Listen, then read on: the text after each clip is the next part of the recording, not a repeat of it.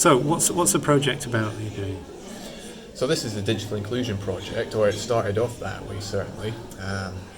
I've recently become freelance in doing this work, digital inclusion work, but Charlton Good Neighbours have been kind enough to employ me to deliver these digital drop-in sessions on a continued basis. And people will come in with their devices, mobile phones, tablets, computers, and any and all inquiries. And I think we've managed to help every person that's come through the door to date. We started doing this over a year ago, in June 2021, and it's been very successful, very popular, very well received by the local residents and service users.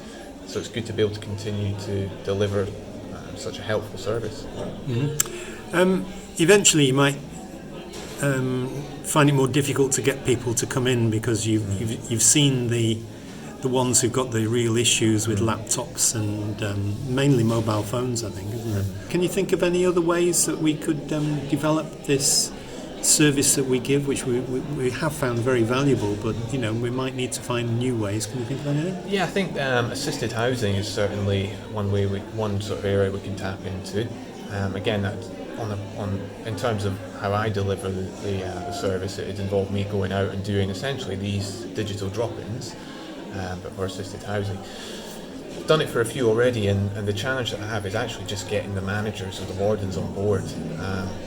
Many of them in the local area don't even have a TV in the lounge. Their residents, they don't really have any skill with digital devices, and the wardens aren't particularly interested in enabling that. Why? Because it's more work for them?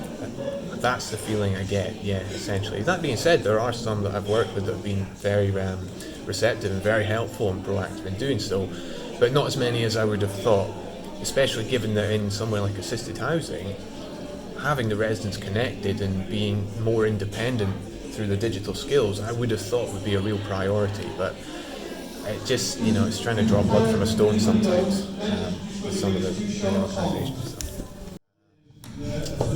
If I was to recommend another potential avenue, it would be doing larger sessions, sort of group sessions, maybe even lessons or seminars in a larger... this is something on a personal level that I'm looking to develop in the future.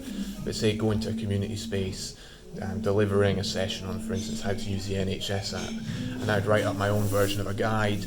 I'd give the presentation with a projector and almost like a sort of university setting, and have volunteers on hand to be going round the audience and helping them with the sort of technical troubleshooting parts that you naturally come across, given the range of different devices people have. Everyone's got different levels of skill. Things can easily throw you off in a situation like that, such as not being able to connect to the Wi-Fi. I think that's the future, isn't it? Looking at particular areas. There might be other ones about, like online shopping. Yeah, you really it's just looking at what people need to have access to, matching it up with, is there an app that allows them to do that, and who is the organisation behind that app? What are they trying to get people upskilled to be able to use their services? So like booking a doctor's appointment, like doing online shopping, online banking, something like that might be a little bit further down the line because it's still quite almost a taboo subject amongst the older generations.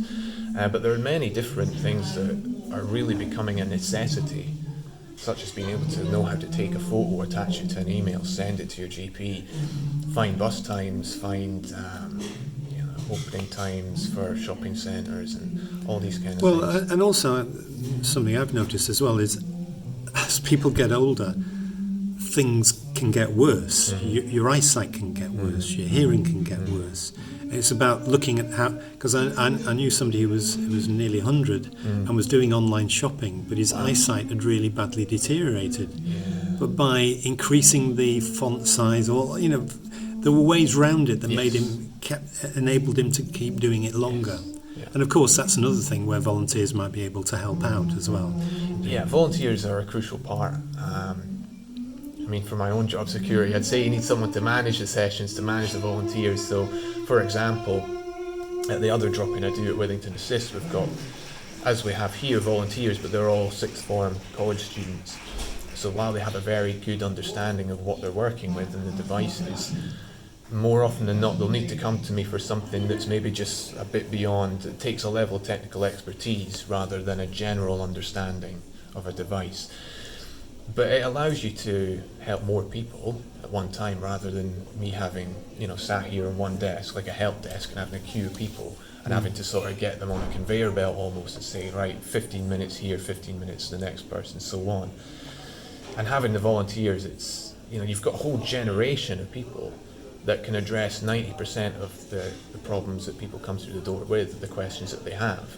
And they're just, out walking the street not knowing the value of their knowledge. Well, the other thing is having young people is a kind of an intergenerational thing as well. Yes. There might be other ways of using that as a starting point to develop links between older people and younger people. Yeah, it's funny you should say that. That's one of the sort of the most sort of heartwarming sides of it, I suppose.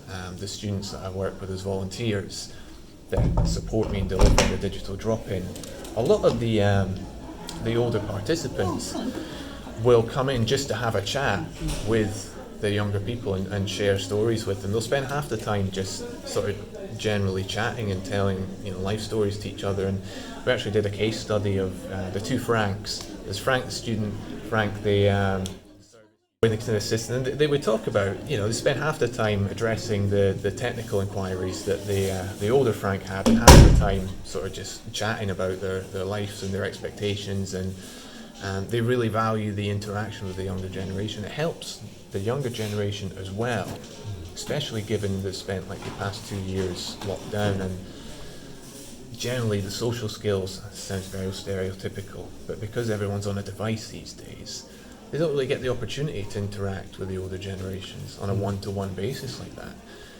And the students, they find it very fulfilling. It kind of augments the learning as well, because the learner wants to come back for more than just getting help with how to send an email or something. It encourages them to spend the time increasing their knowledge. Yeah, because one of the things that I found as a volunteer is that the people you advise need more than one session, because you can be told something once, I know that from my own experience, and then you try and do it by yourself and it all goes wrong.